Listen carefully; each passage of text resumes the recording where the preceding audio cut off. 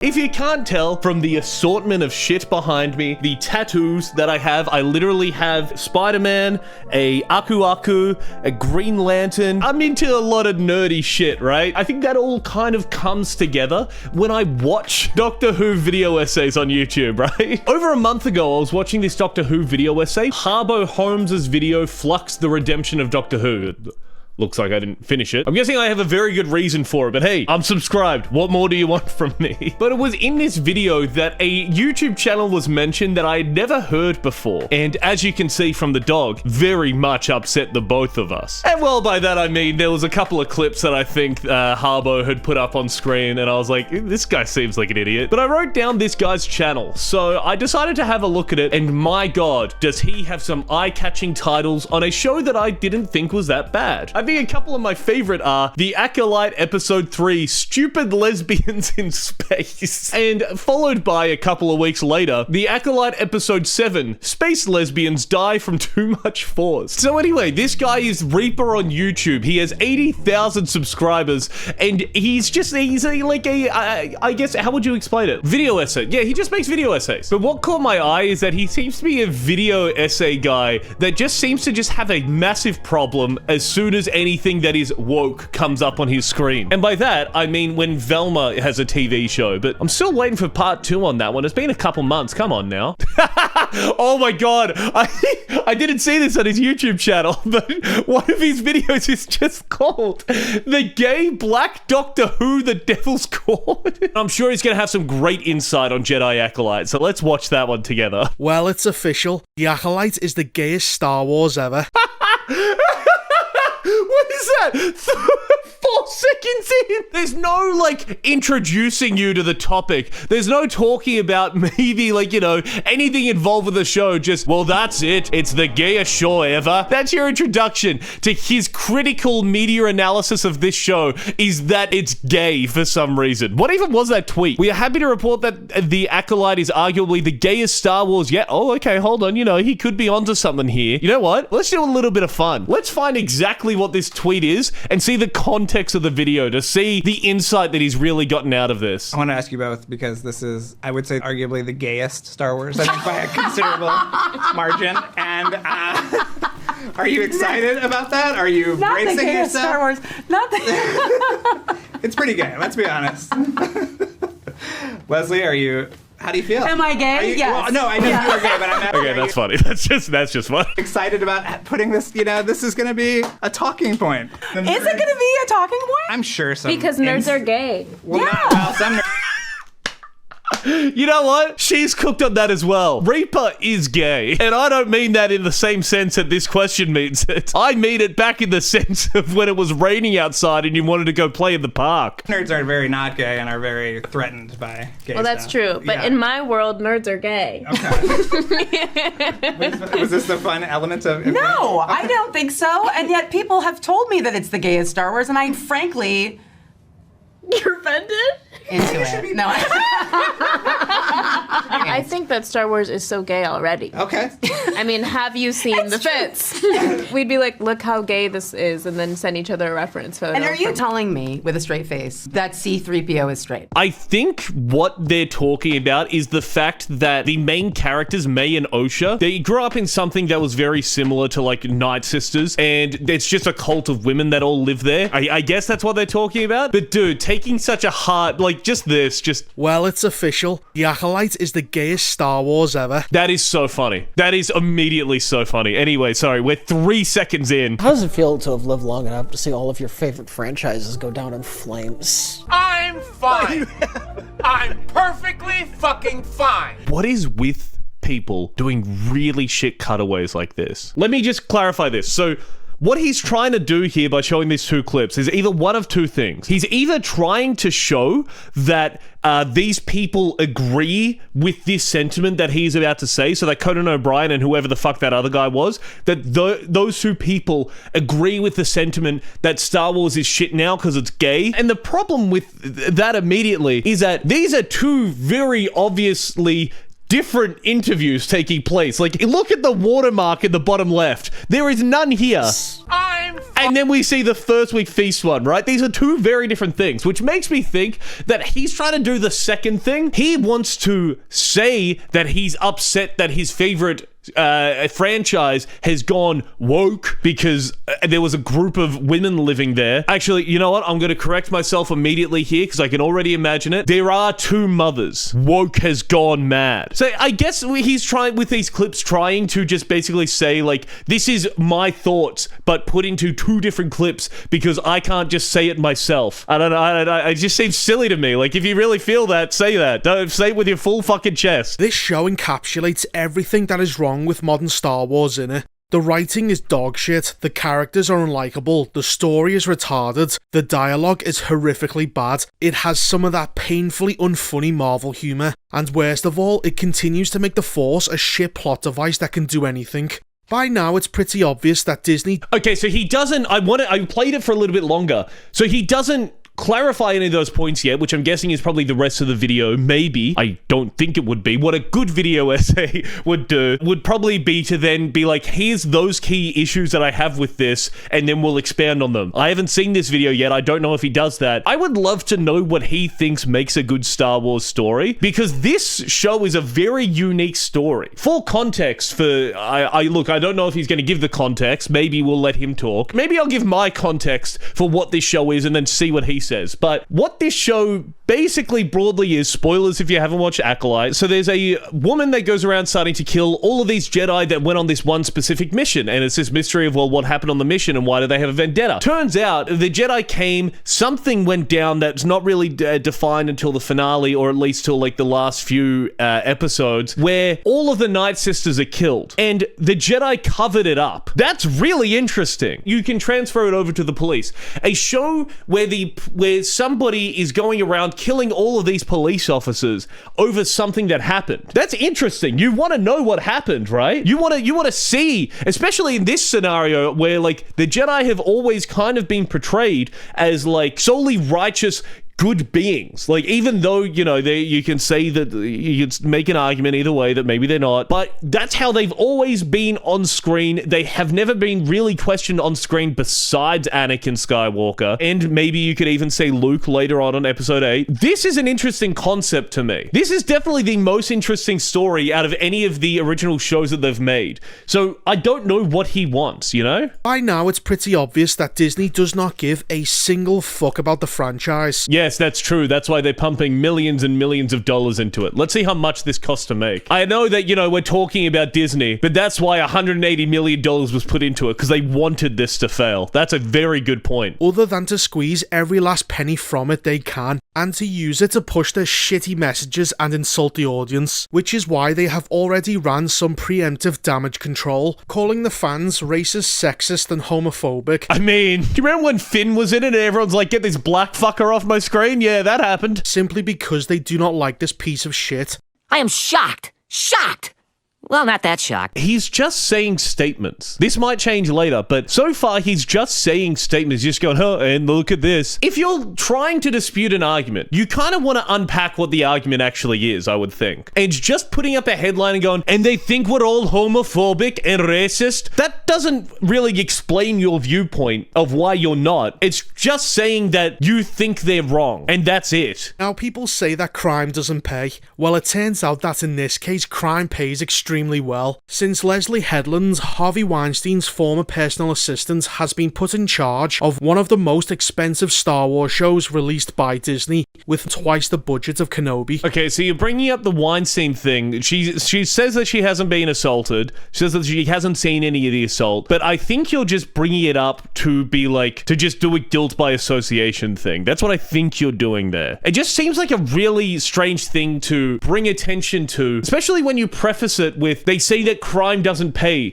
but look at this woman who worked for Harvey Weinstein and also, you know, like, says that she was never assaulted and says she wasn't aware of any assault. That's kind of like saying, look at Westpac, who were funding pedophile rings. Everyone who works at Westpac is complicit in running running pedophile rings. Look at Crown with their anti-money laundering that they've been doing. Everyone who works at Crown is aware of and complicit in the anti-money laundering that happens. Like, that's not... Do you see how just because somebody is in a place, it doesn't necessarily mean it's the same thing? I can completely understand if it was the other way around. If she was Weinstein's boss and all the Weinstein stuff came out, then that is kind of... It's not on her, but she is a little bit more responsible because she put him in a position of power like that to be able to take advantage and wasn't, even though she probably still in this same case wasn't aware of anything that happened. There's still this idea of the buck stops somewhere. In that scenario, the buck would stop there. But just bringing up the fact that she worked for Harvey Weinstein in that sense at a personal assistant level or a secretary. How did he phrase it? Since Leslie Headland's Harvey Weinstein's former personal assistant, PA.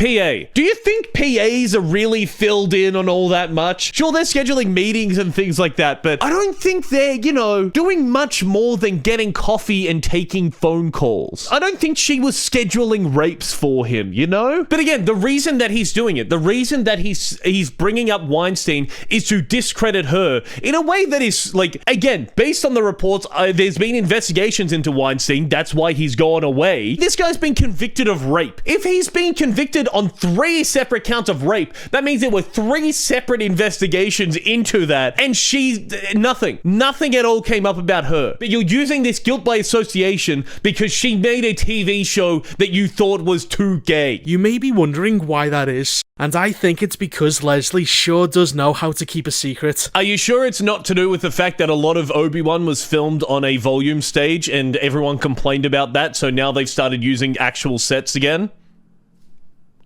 Could be something. So to keep that fat mouth of hers shut, the producers have filled her chubby little hands. Okay, so just fat. Okay, look. I'm gonna say it once, but I'm not gonna say it again because it's so... You have to kind of pick the points that are really gonna stay. This woman is... God, she is not fat. And immediately, yes, I am way fatter than she is. But the idea that you're calling this woman fat. Look at her. Dave Filoni is fatter than her. What are you talking about? I would love to see what this cunt fucking looks like. Because I can guarantee you he's some neckbeard that fucking... And you know what else? Macca's started serving in smaller sizes. Whole point of that is to say, I'm sure that he is going to continually refer to her as fat. She is not fat. That's literally it. That's my argument. As much cash as she could carry and gave her a show, despite her obvious lack of talent. Well, let's see what she's worked in prior to this. Was single drunk female, so you know what? I might be able to agree on that. Maybe it is shit. Haven't seen it. Look, to be fair, I haven't seen these,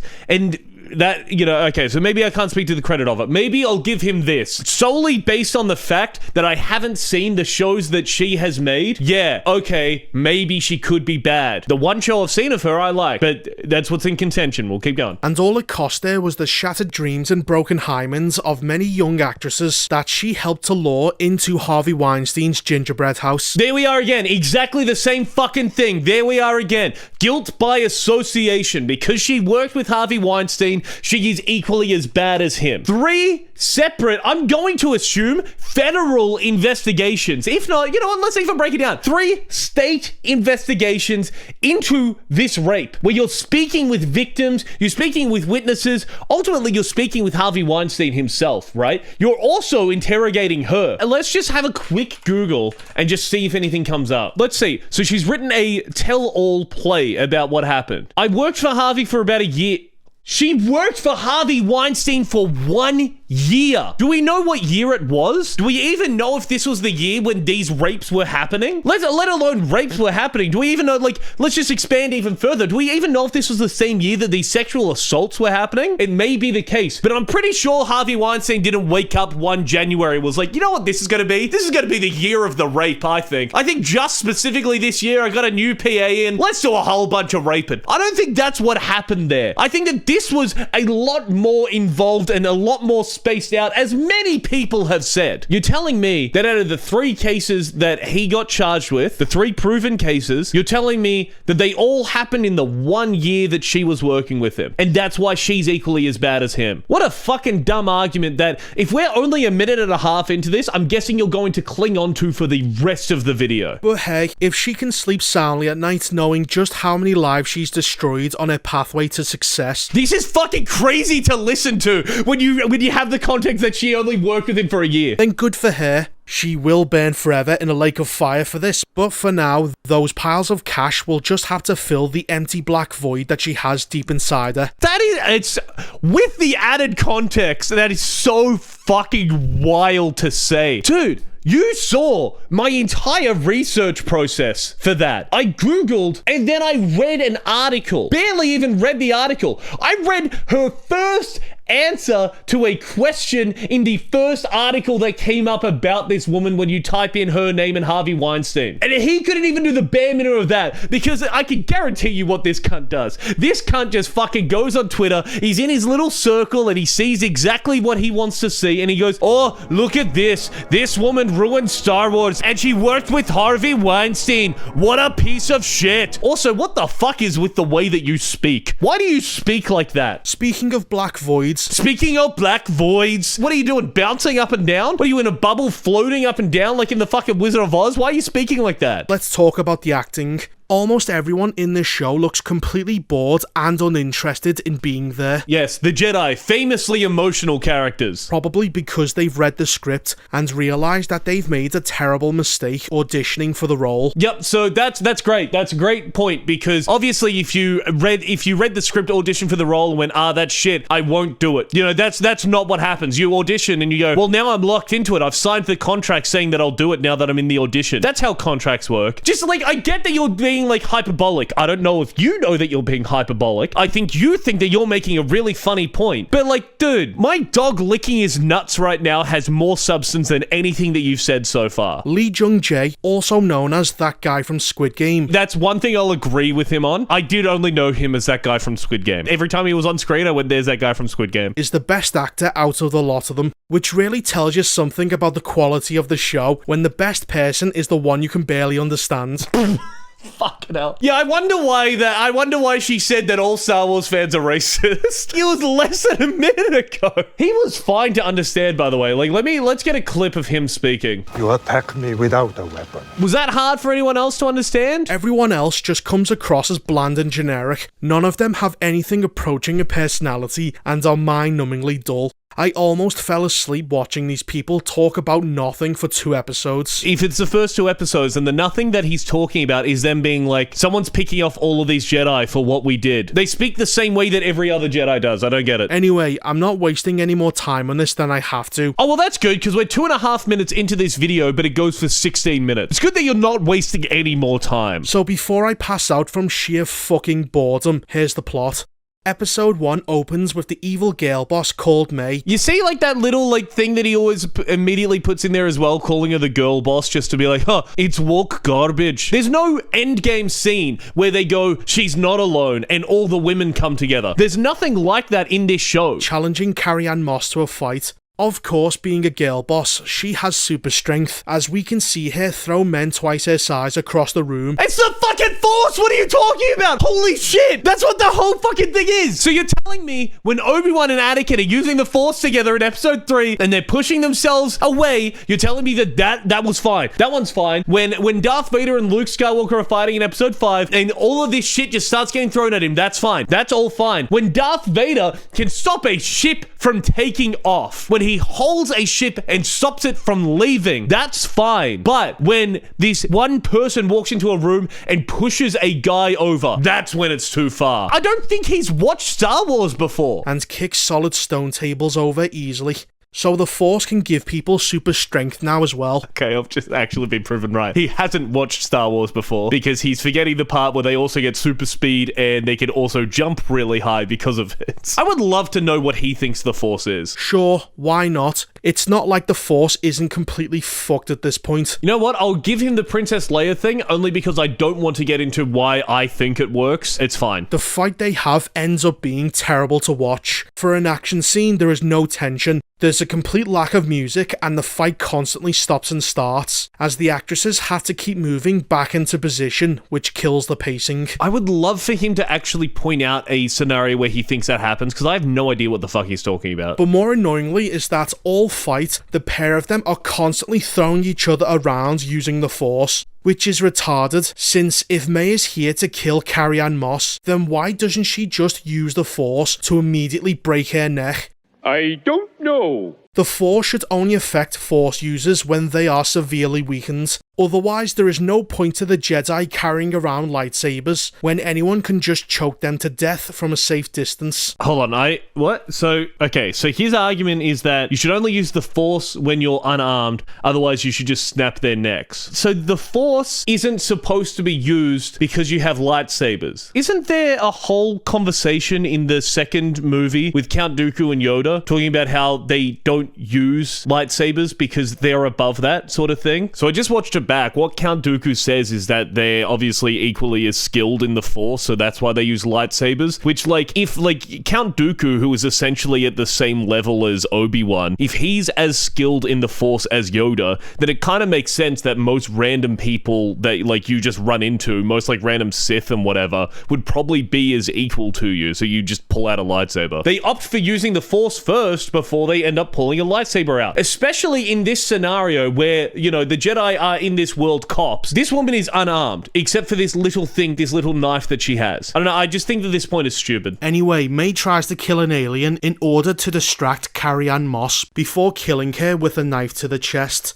I don't know how this can kill a Jedi Master so easily when Sabine, Reva, and this ugly alien have all survived full-on impalement by lightsaber. Before I get into the actual point here, I just thought when I was watching this back that this takes place, 100 years before the first movie? So, technology might have changed? I don't know. He shows a clip of Sabine, and after she gets stabbed, you see that she's in a hospital, so, they can obviously do something to fix it. The reason, canonically, of why you don't bleed when you get stabbed from a lightsaber is because it's so hot that it just, what's the word? It's so hot that it basically just burns all of the blood vessels around it, which stops you from bleeding. I can't remember what the word is for it off the top of my head. That's why you don't bleed out. And also in those shots, you see that they're all getting stabbed in their stomach, right? Everyone knows that trick. You get stabbed anywhere that isn't your chest, and that's non-lethal. May here is using a knife, and you see the blood come out of her, and the knife goes into her heart. That seems like a good distinction, doesn't it? Sometimes twice. It's almost like they make this shit up as they go.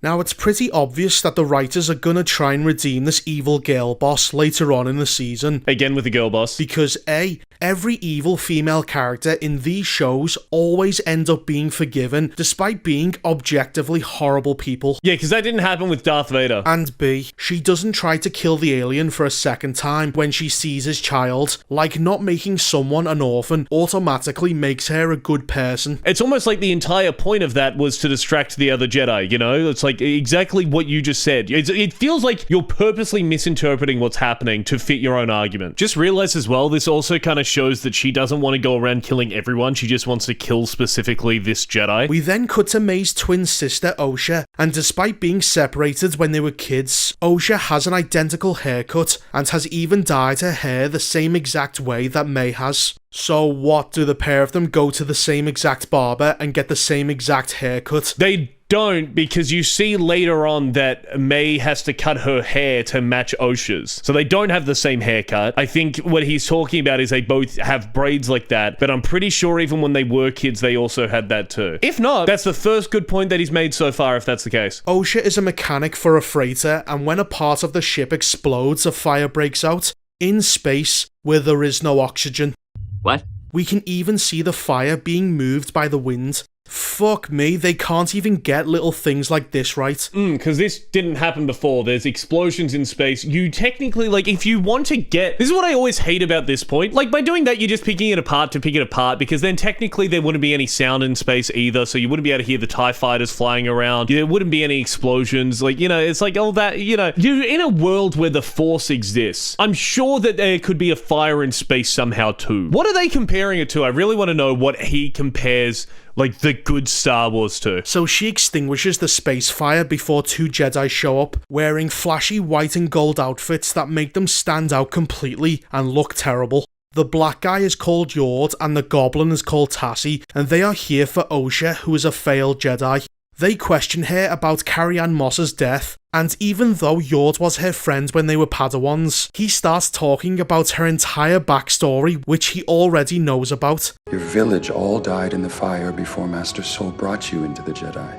Yord knows all of this. You know, the same way that any kind of interrogation would go, you kind of like establish the basis, especially in that scene. The way that he's cut it is really fucked. It'll be easier if I show it. Here's how the scene goes in the episode. When I was 8, Yord knows all of this.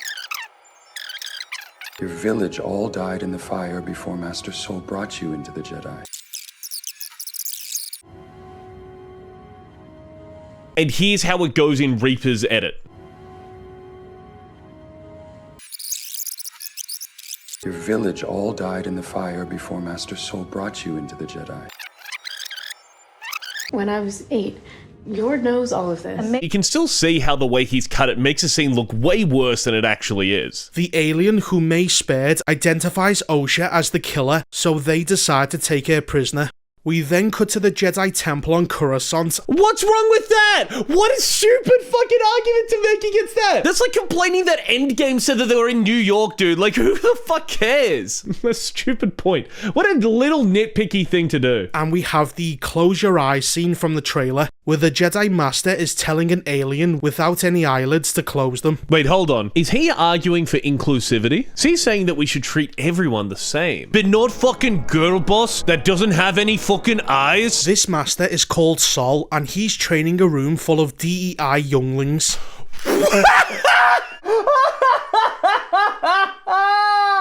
Oh my fucking god, dude! I literally just made the joke that he... I literally just made the joke that he was saying that you need to be more inclusive. And then the next sentence out of this fucker's mouth is that this was too inclusive. Oh, look, he didn't pay attention to the fact that one of these aliens doesn't have any eyes. But look, this alien doesn't have any eyes. Fucking woke gone mad. As there is not a single white boy in his entire class. And that's just, you know, that's gone too far. The fact that I don't have any representation. Which made me think, it's no wonder that the Sith managed to take power so easily, since this is what the Jedi of the past were wasting their time on, doing dumb shit like this. I actually don't need to watch the rest of this video. That has just clarified everything immediately there. He's teaching them how to meditate in the Force, which is centering yourself, something that is so integral to the Jedi's beliefs, and that you see later on as well. But because it's in this show, they're wasting their time on it now, teaching Jedi how to meditate, because they're a room full of non-white people. That's literally what I think he's saying. He thinks it's a waste of time because they're all like alien, black, or women. That's all I can think of there, because like meditation is so integral to the Jedi, and you know it from just watching the movies. You don't even have to watch extra lore. But that's the waste of time. And I'm guaranteeing you he's not going to clarify this point either, and just going to immediately move on too. In walks Leslie Headland's wife, because nepotism is alive and well in Hollywood, and she is Sol's dear friend. How do I know this? Well, in order to establish their relationship to the audience, they just have her come out and say it. Sol, my dear friend. Wow, that's also how, like, all of the Jedi speak to each other. I can almost guarantee you that Obi-Wan and Anakin have said it. I can almost guarantee you that Mace Windu would have said it at some point. There would be so many scenes where it's like, you're a good Jedi. I sense a great deal of confusion in you, young Skywalker. There is much fear that clouds your judgment. It is just because he doesn't like this show and wants to nitpick it that he's picking out all of these points. Jesus Christ, is the writing terrible. But it gets worse as Sol tells this green bitch that he was Osha's father figure, even though she already knows this. Indara and I saved her from a terrible fire on Brandok. I remember. How else do you want to establish that then? I understand show don't tell, but there's only so many that is such a very specific thing that how else would you show it? You'd only be able to show it through a flashback. I think happens later on in this show as well. Did you want that the Squid Game guy to be really into finding out where she is and if she did the crime, and then it discovered 3 episodes later that he's a father figure to her? I can guarantee you if that happened, you'd be sitting there going, and look at this, for whatever reason he has a fetish for black women because he won't stop chasing after her. Watching this show, you'll quickly realise that a lot of it is characters explaining shit to people who already know the information, because it's not for them, it's for the audience, and the writers can't think of a better way to present it. Okay, present an alternative right now. Present an alternative. That is how you debunk this. You're onto something. If you then provide an example of how else they could have done it, perfect. Does he do it? We cut back to Osha and Nope, moves on to the next thing that happens in the show. What fucking wonderful media analysis is happening here? We cut back to Osha and she is on her way to Coruscant when some prisoners break free, and they are able to do this because one of them has implants in his head that allows him to hack the droids piloting the ship. Wow, what a massive security oversight that was. You'd think that they would have shut down his implants before transporting him, but then the plot needed to happen so they don't. Or what? When Luke Skywalker puts on a stormtrooper outfit, they don't realize that he looks like somebody else. What lazy writing. It's just so nitpicky. You can make these points about anything. You're watching Star Wars, a series that happens in outer space many, many years ago, where they had more advanced technology than us. At some point, you have to suspend belief. He takes the ship out of hyperdrive, which just so happens to be speeding through an asteroid field. That is really stupid. But every other time it's happened, it's actually been incredible writing. Every other time they've gone to an asteroid field. You know, episode 4 where they're trying to escape the Death Star, they're like, oh, we'll take him through the asteroid belt. You know, that was incredible writing, but now it's terrible. That makes no sense, because hyperspeed or not, flying ships into rocks would obviously destroy the fucking ship. This was definitely written by a woman. Why? Why, because of that point that you're making, does that mean that it was definitely written by a woman? Because you think it's bad and women can't write? Osha is left behind, but she manages to save a nearby prisoner who has a facehugger over his mouth, as the Republic now uses parasites on prisoners to transfer them. So this is saying now, when this show takes place hundreds if not thousands of years before. I don't think he's seen this show. Are you sure all of this is ethical? We don't even know what ethical means. Yeah, that's the point of the show. You made a joke about it, but that's the point of the show, is to go, look how fucked up the Jedi are. Look how fucked up the Jedi can be. That's actually something that feeds into the entire purpose of the show. I never would have even thought about that. That helps the point of the show. That doesn't help your point. The ship then crashes directly from space onto a nearby planet, and somehow Osha doesn't die. In fact, she wakes up completely unharmed.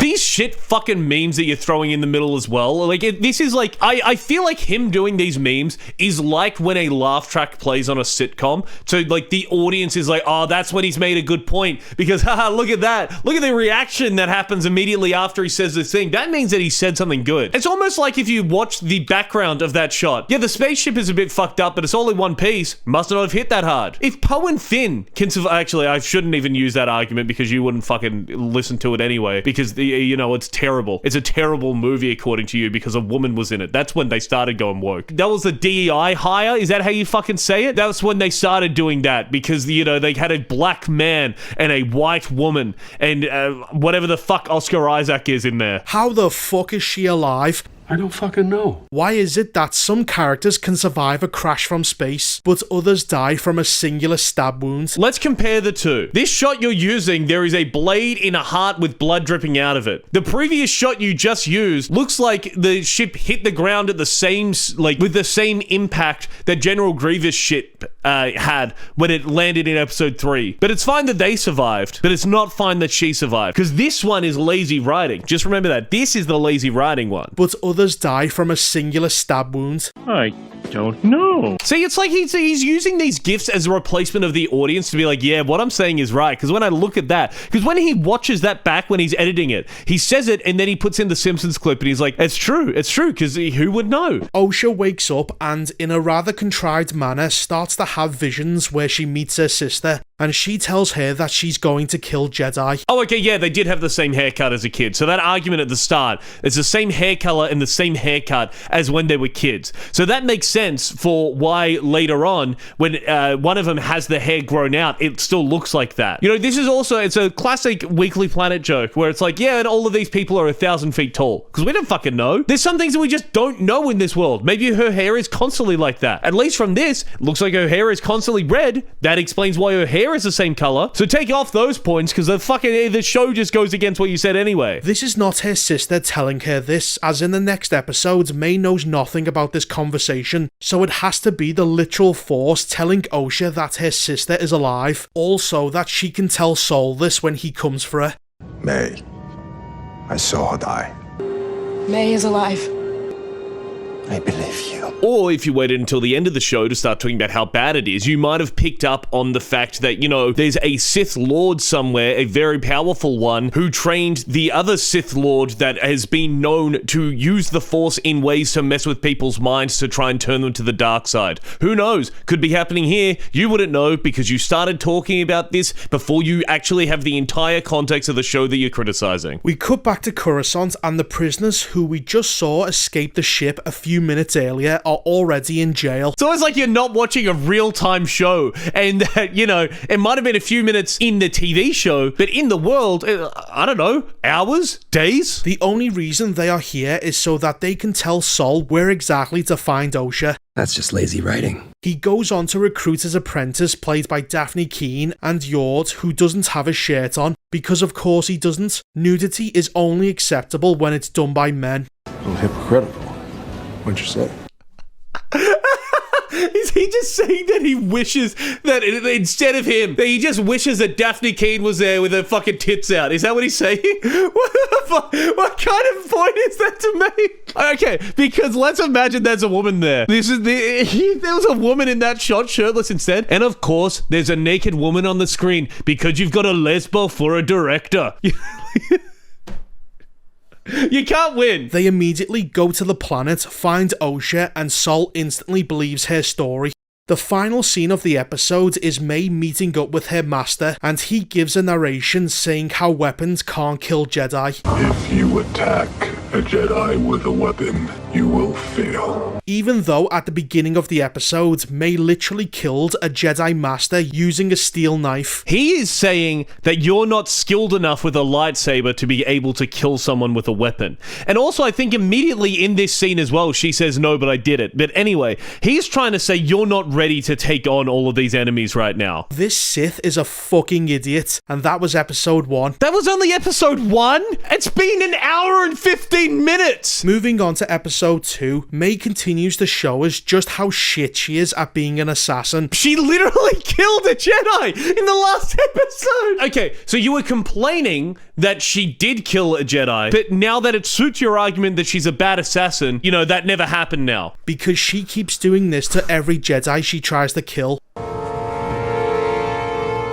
Because she wants the challenge, dude. It's about the philosophy of it. She's been anticipating this moment her entire life where she can finally exact revenge on the people that took everything away from her. She wants the fight. There's something later on in this show as well where she's going, no, like, fight me. Why aren't you fighting me? Fight me. Come on. Like, I need this. I want you to attack me so that I can make this something. I've been waiting for this my whole life. Like, there's my fucking God, I just don't understand how just this fucker, the most basic of subtext, he can't fucking comprehend. But he has a channel dedicated to being like a authority on fucking like media literacy. Jesus Christ, dude. Is the bar that fucking low for these fucking dumb like right-wing cunts that they can just say like, and look at this, literally something was done in front of me. That is all I need to know about a character's motivations. If it hasn't been explicitly spelled out for me, then I don't think it happened. Attack me. What do you mean? She said attack me! It's literally in the scene! It is the... Oh my God, it is the next... It's the fucking only word that came out of her mouth! Okay, I may have paused preemptively. I'm going to, hopefully... After this Family Guy cutaway bit, he is going to explain why he thinks what is happening is bad. But this time, May's kung fu... He doesn't, and to answer Peter Griffin's question of why, again, you just need to peel back the surface of what has just happened there, and it's everything that I just said, is because she's been waiting for it. She wants to exact revenge. She doesn't want it to be easy. She wants to, like, really take the passion out. It's the same way that, like, you know, when someone, like, goes and, like, kills, like, an abusive partner or something like that, they don't stab them once. They stab them, like, 30 times, you know? It's about, like, letting out all of their rage. That's what's happening here. But because someone didn't explicitly say that in the show, that then the guy would then call bad writing because it was explicitly said, this is bad. This time, May's kung fu can't touch him, as this Jedi Master is floating inside a giant force bubble. Not knowing what to do, she runs away. Sol is contacted by the green bitch, and she tells him... I just love the emphasis he puts on the green bitch. So why does he still talking like that? Sol is contacted by the green bitch. Like, it's so fucking weird. I passed on it before, but she's a green bitch because she's a woman so far. Like, if that was the most egregious thing about this video, I wouldn't be making this video. Sol is contacted by the green bitch, and she tells him that May was spotted trying to kill the Jedi Master last night, and that he needs to go after her. May then visits this guy who looks like discount Ezra Miller. Okay, actually, you know what? Middle ground. As soon as he came up, I'm like, there's no way they got fucking Ezra Miller in this. But yeah, that was not Ezra Miller. But I had the same thought. Hey, Reaper, we're the same, man. We get there. And she says that she has to kill 2 more Jedi after this one. And to please her master, she needs to do it without a weapon. What? To please him? Okay, hold on, he's going to explain it. Why the fuck is her master so obsessed with martial arts? A dead Jedi is a dead Jedi. Why should he care whether or not she used weapons to do so? Because as you learn later in the series, he also has a grudge against them, and I think he's also testing her too. I'm pretty sure, like, he's also trying to be like, if you're so good, prove to me how good you are. Like, it's a test. It's a trial. It's a challenge for her because she's managed to kill 2 of them with a weapon. He's using a lightsaber, so why can't she? I don't know. So discount Ezra Miller knows what the Sith code is. And peace is a lie, I know. And they are working together, which means that he too must be another Sith apprentice. But that makes the total number of Sith 3. Which makes no sense, since there's only supposed to be 2 at a time. Darth Plagueis is alive, so that means that there's already 3. You don't have a problem with that. Oh, that's right, because you're watching this show, you're basing this show off of 2 episodes that you've seen, and you're making judgments based off of those 2 episodes. Got it. Always 2 there are. If you go back to Knights of the Old Republic, right? Okay, and look, I'm gonna make a point here. I am referencing older stuff and expanded universe stuff, because if you're making an entire review of this show trying to say that you know more about the lore than the people who made the show, then fucking pull up, dude. Knights of the Old Republic, there are thousands of Sith that exist, the same way that there are thousands of Jedi that exist. The rule of 2 came in much, much later because of how power hungry the Sith became during that era. Don't even fucking do this. If you're genuinely, like, I know that it's really nerdy to pull this shit up, but, like,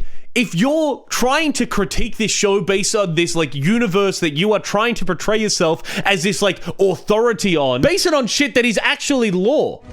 No more, no less. Are you sure about that? Of course there's going to be a point where there's less. Because the whole thing about the power of 2 is that the master trains up the apprentice or the acolyte, whatever you want to call it, to the point where then to, like, become more powerful, they then kill the master. What happens when 2 minus 1 happens? Don't fucking say that you know better than the fucking, like, then there's so many points out there that can easily be disputed. I'm doing this off the top of my fucking head. Imagine if you had just Googled one fucking thing. The only way this works is that he's actually the Sith Master in disguise, pretending to be an idiot in order to test May.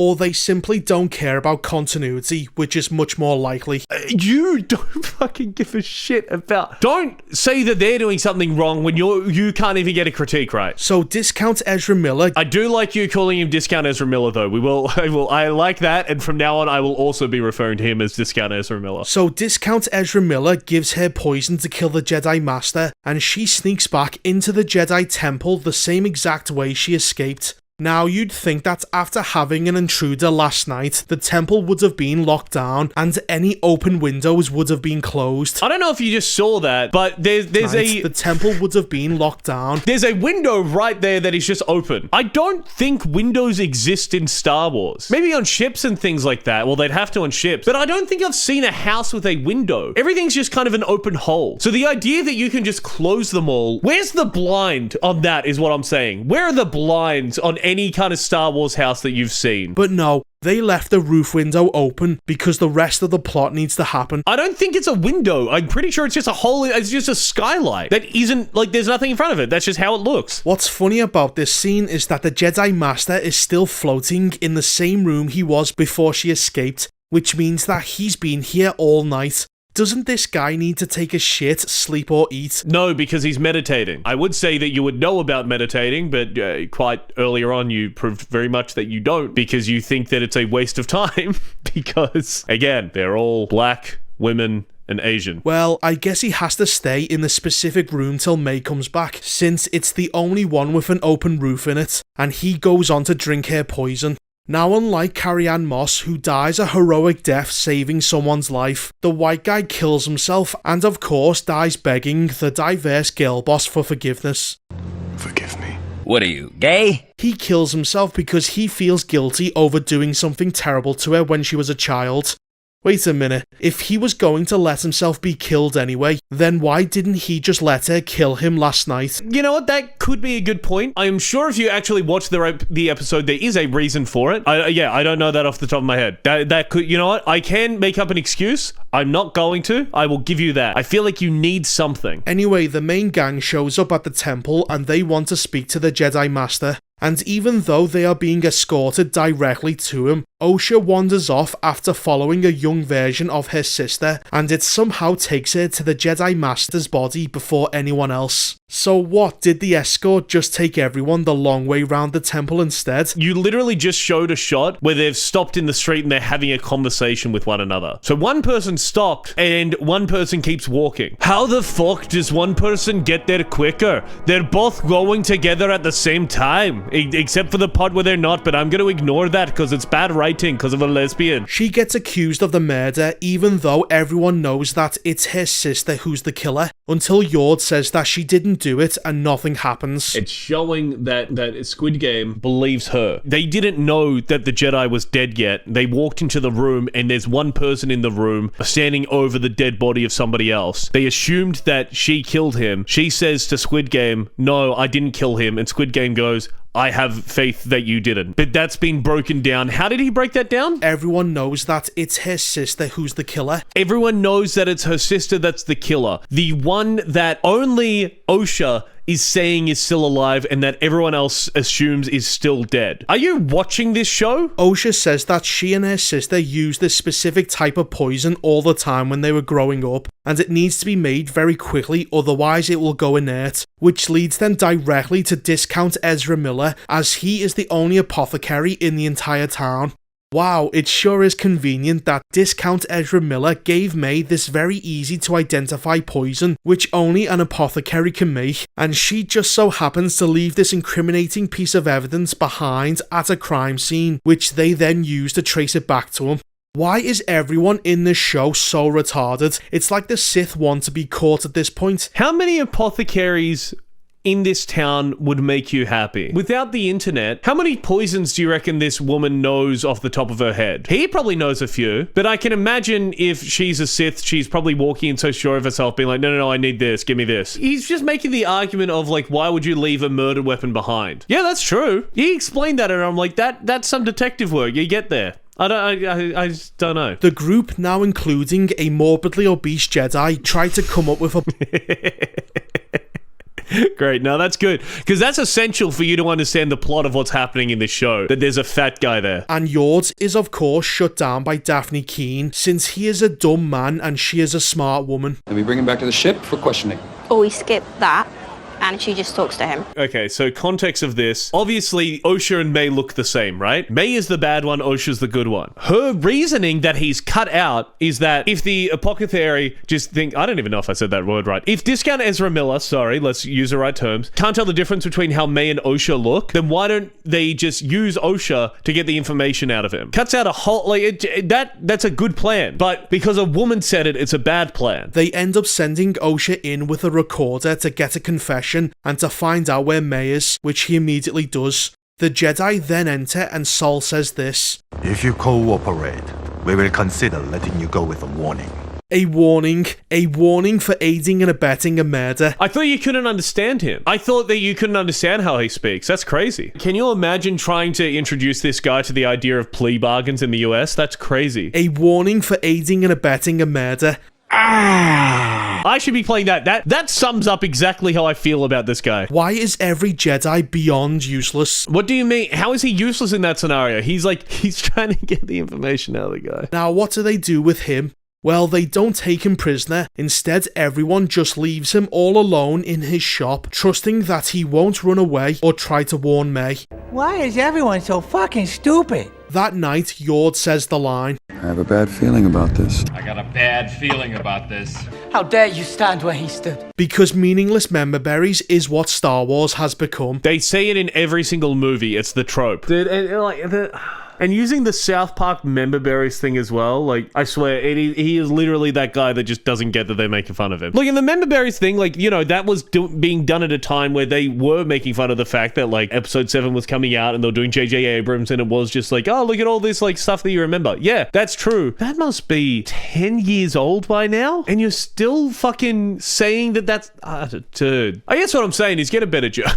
Sol decides to confront May alone, and we have yet another terrible fight scene. I'm pretty sure he goes outside and May snuck up on him. I'm pretty sure that's what happened. I could be wrong. By the way, it's terrible because he's not using his lightsaber, but also using the lightsaber is member berries. What fucking shit writing? It didn't do the thing that I wanted it to do, but then if it did the thing that I wanted it to do, it still would have been shit. She blows some dust in their faces and they lose her, even though Force users are supposed to be able to sense one another. Oh, but I thought that the Force was fucking, that didn't happen. Literally before you were saying, how could Osha sense that May is still alive? But now you're saying they can use that to sense other Force users. Everything only makes sense when it's good for your argument. And then when it's not, it doesn't make sense anymore. You're being so selective in the points that you're making, it's fucking insane. So how could she escape? A crummy world of plot holes and spelling errors. I haven't seen a plot hole yet. The next day, May returns to the scene of the crime to kill Discount Ezra Miller, but doesn't.